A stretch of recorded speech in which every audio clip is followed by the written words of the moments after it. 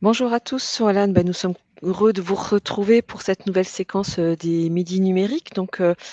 Aujourd'hui, une séquence intitulée Schéma directeur des systèmes d'information et bonnes pratiques, donc qui fait suite à une première intervention de Swazik de l'ANAP la semaine dernière. Donc la semaine dernière, nous avions parlé de la feuille de route des systèmes d'information. Donc là, on va un peu plus loin sur ce sujet-là. Donc les règles d'usage dans le cadre du webinaire. Donc, vos micros et vos caméras sont coupés par défaut. Donc, si vous souhaitez interagir ou poser des questions, n'hésitez pas à poser vos questions dans la partie chat ou nous faire vos commentaires. Et puis, nous rappelons que cette session est enregistrée également. Voilà. Donc, les intervenants pour cette session, Swazik, que vous avez déjà entendu la semaine dernière, qui intervient au nom de la NAP. Donc Bonjour. Philippe, moi-même et Mehdi, peut-être qui est connecté, vos habituels représentants du collectif SI pour ces sessions des midis numériques. Voilà, donc quelques mots sur la séquence actuelle.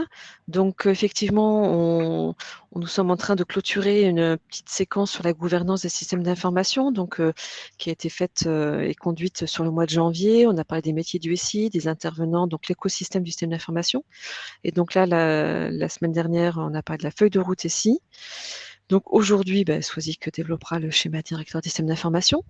Et puis simplement vous annoncer que la semaine prochaine, nous prévoyons 2 sessions qui sont à 12h, la question sur le DUI, les soutiens financiers en 2022, dans le cadre notamment du plan semestre numérique, potentiellement.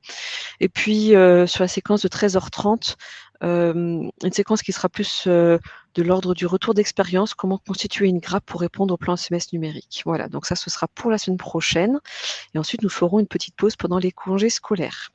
Voilà, écoutez, je pense qu'on va pouvoir écouter Swazik. Je laisse prendre la parole et vous présenter cette séquence. Merci Nadège pour ton introduction. Effectivement, la semaine dernière, on a parlé, feuille de route. Aujourd'hui, on va revenir très rapidement sur, quelques points de définition du système d'information pour ceux qui n'étaient pas là la semaine dernière. Parler du qu'est-ce que c'est concrètement un schéma directeur, comment est-ce qu'on le construit, et en quoi c'est différent de la feuille de route, et avec qui on le construit, comment on mobilise et on accompagne, les transformations, de notre récit. Et puis, dans un dernier point, on pourra avoir quelques échanges.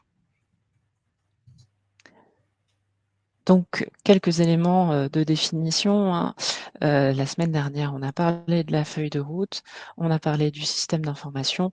Donc, quelques rappels, le système d'information, c'est une organisation qui répond à une stratégie et au cœur de métier. Donc, c'est-à-dire qu'on va mettre en place des nouveaux outils numériques ou faire évoluer l'existant pour répondre à l'organisation et aux pratiques qui sont ciblées par sa structure, en ayant donc des objectifs qui vont répondre à ses choix stratégiques et évidemment des moyens qui y sont associés, tant des moyens financiers que des moyens RH. Une autre représentation qu'on a voulu vous proposer du système d'information, c'est cette représentation qui est plutôt en termes d'architecture, comme on peut dire dans le secteur, avec une cartographie en plusieurs couches, un niveau plus que vous avez en bas qui va être le niveau plus technique, qui est finalement la base, le socle sur lequel s'appuie notre système d'information, donc notre matériel, nos réseaux, le Wi-Fi qu'on a mis en place, etc. Le niveau applicatif, pour faire simple, c'est les logiciels qui sont proposés, qui sont mis en place dans la structure. Le niveau fonctionnel, on va être plutôt sur quelle est la couverture de notre SI par rapport aux besoins et aux objectifs d'une structure médico-sociale. En l'occurrence, pour nous, on a une cartographie qui existe à l'ANAP et qui représente toutes les fonctions et les blocs à couvrir pour répondre aux besoins de l'activité d'un ESMS. Le niveau métier, où on va rentrer plus en détail dans le fonctionnement de la structure avec l'imbrication des besoins métiers, de la circulation d'informations entre les différents métiers et la pratique. Et puis le niveau stratégique, qui est finalement la grande ligne directrice qu'on souhaite développer dans sa structure et dans son système d'information pour s'aligner. Pour rappel, on l'a évoqué la semaine dernière, les composantes de la feuille de route SI, il y en a, au moins 4 avec chacun leur précision. Ce sont les mêmes pour le schéma directeur, hein. On reste sur, un besoin d'évaluer, ce qui se passe en interne, ce qui se passe au niveau sectoriel, au niveau territorial et au niveau national. Finalement, on réfléchit un peu en termes systémiques, on peut dire. On réfléchit son système d'information, heu, dans toutes ces composantes qui vont l'influencer, qui vont avoir besoin d'être connectées avec notre organisation et qui vont faire évoluer l'organisation de l'ESMS. Donc concrètement, après ces rappels, qu'est-ce que c'est que le schéma directeur DSI?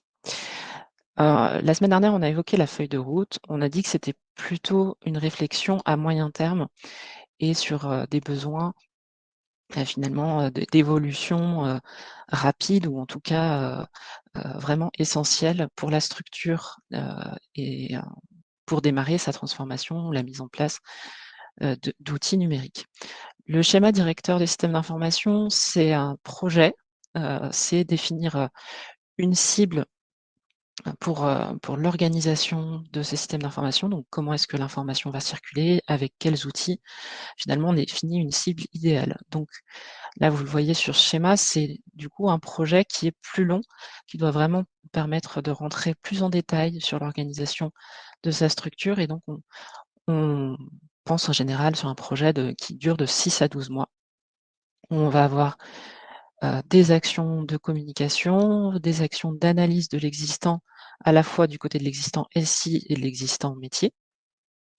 La définition d'une cible pour le métier, donc qui va, croiser finalement les éléments qu'on a pu évoquer tout à l'heure, hein, les besoins d'échange entre les professionnels, mais aussi, les orientations du secteur, les orientations de l'ESMS, les orientations éventuellement même de son OG ou, des orientations nationales, territoriales, et cetera.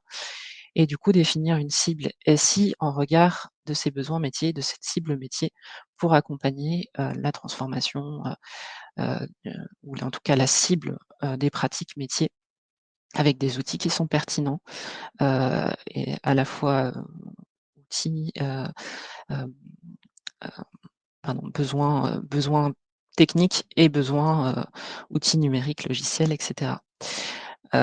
Et puis la dernière étape, évidemment, comment est-ce qu'on va arriver à cette cible? On définit une trajectoire avec différentes, étapes à suivre et donc c'est l'ensemble de ce travail qui permet d'atteindre, une cible et un schéma du coup directeur. Comment est-ce qu'on va aller vers notre cible SI? Avec bien évidemment tout au long de ce projet, un pilotage par étape avec différents acteurs, on va l'évoquer après, et une communication pour rester en transparence, dans l'élaboration de ce schéma. Donc je l'ai dit, hein, le SI, comme l'établissement, il est au cœur d'un système. Le SMS, vous le voyez sur cette diapo, va avoir ses propres enjeux, mais il va aussi, rentrer dans les enjeux d'un territoire, dans les enjeux d'un département, dans les enjeux régionaux, nationaux, et cetera, voire même, des réglementations européennes à suivre qui vont influencer, la réflexion qu'on va avoir dans la construction de son SI et de la cible qu'on veut atteindre. Il va falloir être en lien, pouvoir, avoir des interfaces avec les outils qui existent sur le territoire, peut-être éventuellement aussi réfléchir en termes d'innovation. On a des outils collaboratifs, du nouveau matériel qui arrive et qui va continuer d'arriver, de façon générale dans la société et qu'on va pouvoir peut-être imaginer et adapter, avoir envie de s'en saisir pour sa structure et évidemment se mettre en ligne avec, les référentiels, ou les services socles qui sont proposés au niveau national. Pour un point un peu plus poussé sur, le niveau métier, heu, on vous propose, en fait, de réfléchir en termes de besoins organisationnels. de réfléchir aux processus qui vont créer de l'information. Quels sont les moments où le métier crée de l'information et surtout les moments où il y a un besoin de stockage et de circulation de cette information et donc quelles sont les interactions entre les différents métiers, hein, que ce soit de l'accompagnement, du pilotage ou même, des équipes support au sein de l'établissement et puis aussi à l'extérieur, notamment avec les acteurs du parcours quand on se place dans une logique, de, plateforme de services et de transformation de l'offre, heu, avec, son par exemple, si un EHPAD fait partie d'un GHT ou un ESMS au sein de son OG, quels sont les moments où on a besoin de faire circuler de l'information entre ces différents acteurs? Et du coup, comment est-ce que le SI peut aider, soutenir cette transmission d'informations? Je l'ai évoqué tout à l'heure et la semaine dernière, le niveau fonctionnel, on réfléchit plutôt en lien avec une cartographie des besoins. Donc on a des besoins qui sont théoriques, on les met en lien avec les besoins métiers, avec la couverture, fonctionnelle qui est, heu, qui est possible, qui est déjà existante, ou qui est à développer et à déployer, en lien avec les applications que l'on a ou qu'on souhaite mettre en place dans sa structure. J'ai évoqué le besoin de travailler avec des acteurs. Concrètement, ces acteurs, pour ceux qui étaient là la semaine dernière, vous les avez déjà vus, ce sont les mêmes, hein, que pour, mettre en place la feuille de route, puisque la feuille de route, on va être sur, construction, mise en place opérationnelle des projets. Là, on reste sur une importance de la place des dirigeants, des directeurs pour, le volet, heu, stratégique, hein. On rappelle que le SI doit toujours, voilà, être en lien avec, au service de cette stratégie, mais aussi au service du besoin métier. Donc on garde des référents métiers, des liens avec le métier. Bien évidemment, c'est aussi un métier, une composante, technique, qui est dans le SI, donc on garde, les compétences, SI, techniques et de gestion de projet et organisationnelles, qui vont être, présents dans la structure et pardon, y compris des ressources, externes ou mutualisées qui peuvent aussi vous aider dans cette réflexion et puis, enfin les usagers. Si on se concentre aussi, sur cette notion de pilotage et qu'on revient, sur la place, du directeur notamment, c'est important que le directeur, reste sponsor à la fois dans la construction du SDSI, donc du schéma directeur, mais aussi dans le pilotage de la feuille de route. Sur cette diapo, on présente, la feuille de route parce que c'est plus l'objet opérationnel, dans l'évolution, et la mise en place des projets SI et on propose 3 niveaux de suivi, de cette feuille de route. Vous pouvez en imaginer d'autres, mais en tout cas, ce sont les 3 points, clés, la notion d'arbitrage au travers du comité de pilotage, qui va donc permettre de prendre des décisions, en lien notamment avec les moyens sur les projets. Le comité stratégique où on va avoir une rencontre entre les décisions stratégiques, et le directeur qui va être en soutien, pour permettre, d'avoir une déclinaison et une appropriation, de ces projets SI sur les pratiques des professionnels, concrètement et l'organisation de la structure. Donc avec un pilotage, des projets plus fin et plus régulier et puis une équipe opérationnelle qui va être, dans la réalisation, dans le déploiement des projets SI. Heu, on garde la notion de chef de projet SI, qui est importante également, hem, parce qu'on continue d'avoir un suivi, de tous les projets, réguliers pour, encore une fois, renforcer l'appropriation et la réussite des projets, en lien avec des compétences techniques, si nécessaire sur les projets et surtout les compétences, métiers qui restent présentes pour le feedback, pour l'appropriation des outils qui sont mis en place. Je parlais d'appropriation, c'est important de réfléchir justement à cette notion-là, d'être en mesure, d'anticiper ou en tout cas d'évaluer les impacts et les risques, sur la mise en œuvre, de la feuille de route et donc et également du schéma directeur. Ça peut être des transformations importantes pour le métier qui n'a pas forcément l'habitude de s'occuper d'utiliser pardon, et de faire son accompagnement au travers avec l'appui d'outils numériques. Donc ça implique aussi d'avoir une réflexion en termes de conduite du changement, de réfléchir à comment est-ce qu'on communique.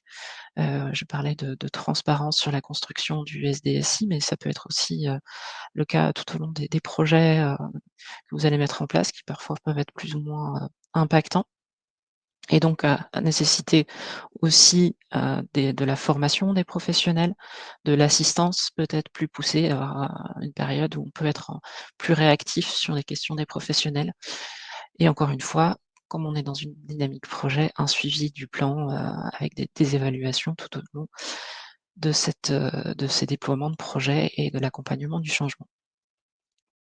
Pour vous donner quelques petites, 1res, notions sur l'accompagnement du changement, il y a une notion de population impactée qui est importante d'identifier pour, pouvoir en regard mettre, plus ou moins d'actions et donc, plus ou moins d'accompagnement pour ces populations, notamment, en lien avec le point 2, quel est l'impact pour chaque cible et d'être en mesure du coup de créer, un plan d'accompagnement du changement adapté avec les actions de formation, les actions de soutien, et de communication qui vont être nécessaires et pertinents en fonction de ces évaluations.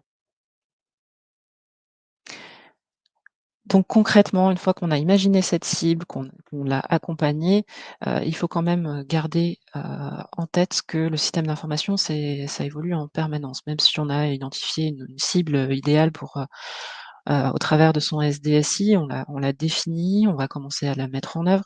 Il ne faut pas oublier de l'évaluer pour continuer pour être toujours dans une démarche d'amélioration continue. Certains outils, finalement, même s'ils paraissaient répondre aux besoins, vont peut-être pas être pertinents, donc il faudra les faire, évoluer. Ça nécessite donc, même si on a fini son projet de SDSI, d'avoir toujours un pilote dans l'avion, donc d'être toujours en mesure de penser les évolutions et les ressources nécessaires pour, accompagner les projets et la transformation, numérique qu'on met en place dans un établissement. Et j'évoquais aussi, l'innovation donc et les outils qu'on va mettre en place. Hem, Tout ça, ça s'appuie aussi sur des bases solides donc le responsable du support et de la maintenance reste important et reste, heu, important pour, avoir une base solide sur son SI, s'assurer que, les outils qu'on continue de mettre en place, les nouvelles applications, les DUI et cetera ou le nouveau matériel s'appuie, sur une base solide et bien construite. En conclusion, vous connaissez maintenant, l'accompagnement de l'ANAP. Sinon, voilà, un petit rappel, on a un kit du directeur, où vous trouverez notamment un pas à pas, vraiment une checklist qui vous explique la feuille de route, et qui peut vous accompagner, voilà, dans des prémices, de la construction d'un schéma directeur. Un kit de conduite du changement et un kit de communication que je pointe également, parce qu'il me semble important aussi et qui peuvent, vraiment, voilà, vous donner des outils clés en main pour, vos projets. Voilà et puis je me permets également de vous mentionner, jeudi, nous avons un webinaire, qui rentre, plus en détail, sur la feuille de route avec, Nadège qui va venir faire l'exercice inverse. Voilà, c'est à destination, des personnes, responsables des SI, dans vos structures donc voilà, pour les inscrire ou pour vous inscrire, c'est sur le site de l'ANAP. Merci. Je Je vous profite que laisse tu es Philippe. sur cette fiche-là pour tout de suite poser une question qui a été postée dans le chat. Est-ce qu'il y a une trame, un modèle type de schéma directeur dans votre kit qui facilite le travail? Alors un modèle type de schéma directeur, pas encore. Peut-être que ça viendra. Par contre, on a vraiment une feuille de route qui vous donne, comme je disais, les prémices et un pas à pas vraiment pour, commencer à avoir cette réflexion, les premières étapes de réflexion et qui permet quand même d'aller assez loin, c'est en fonction de comment vous en saisissez. On a une autre question sur les, y a-t-il des interfaces déjà prévues via Trajectoire, par exemple? Je vais peut-être répondre sur Mmh. cet aspect-là. Je pense que, en fait, votre schéma directeur doit intégrer effectivement ces questions, ce qu'on appelle nous, dans notre jargon d'urbanisation et donc d'interfaçage avec les solutions régionales et territoriales. Donc en fait, c'est effectivement l'idéal, c'est dans la feuille de route ou dans le schéma directeur quand on en est à ce stade-là, de prévoir, comment les différentes, solutions vont, interagir et s'urbaniser. Donc en fait, c'est un élément de contenu du schéma directeur de la feuille de route qui peut être, identifié ainsi. Voilà, je ne sais pas s'il y a d'autres questions, je n'en vois pas spécialement. Marc insiste sur, le fait que nos systèmes d'information évoluent et qu'ils ne doivent pas être, figés, sous peine de n'être obsolètes. Donc, il appuie les messages. Tout à fait, c'est une évolution comme le système autour et les évolutions qu'on a sur ces sujets numériques purs. Voilà, continuer de s'en saisir. Très bien. On va peut-être passer donc à la conclusion. Sur un projet semestre numérique pour le DUI, est-ce complémentaire avec nos réflexions? Oui, enfin je pense que intégrer justement la réponse à l'appel à projet dans votre schéma directeur. Voilà, le DIU, c'est quand même, d'une manière globale, quand on parlait de cible tout à l'heure, ça reste dans nos structures médico-sociales l'élément central. On dit souvent que c'est le cœur du système d'information. Du coup, le DIU est forcément un élément, majeur dans le schéma directeur des systèmes d'information et donc c'est effectivement autour de cette réponse appel à projet que vous allez pouvoir construire aussi tous les éléments, soit des éléments de prérequis qui peuvent être des éléments d'infrastructure, soit des éléments, voilà, avoir un bon réseau pour pouvoir accéder au DUI, avoir le bon matériel. Et puis, ça va être tout ce qui est effectivement, urbanisation avec la trajectoire, avec, d'autres solutions et dans le cas du plan SMS numérique, également l'intégration des services socles que peuvent être la messagerie sécurisée de santé, le DMP, et cetera. Donc tout ça se décrit effectivement dans un schéma directeur ou dans une feuille de route. Voilà, donc pour conclure, on arrive au terme de notre séquence. Vous rappelez, que vous pouvez encore vous inscrire à notre première journée du collectif SI-MS PACA puisque ce sera ce vendredi de 9h à 12h, donc ce sera en visioconférence. Puisque voilà, on peut pas encore, se retrouver, ensemble, de manière, en présentiel, mais en tout cas, on sera ensemble virtuellement. Donc voilà, n'hésitez pas, il est encore possible de vous inscrire. L'objet sera vraiment de travailler ensemble, aux prochaines actions et à la feuille de route justement du collectif, pour l'année 2022. Donc il est encore temps de vous inscrire, les liens sont ici, n'hésitez pas, on vous accueillera avec plaisir. Voilà, donc je pense qu'on a terminé. Il est temps de vous remercier à tous. Merci Swazik merci l'ANAP et à Swazik d'avoir animé ces webinaires sur la séquence sur le mois de janvier. Et puis écoutez, on vous donne rendez-vous tout à l'heure à 13h30. On va parler de cet objet un peu plus technique. Ça va être Pro Santé Connect et les cartes CPS, ICPS.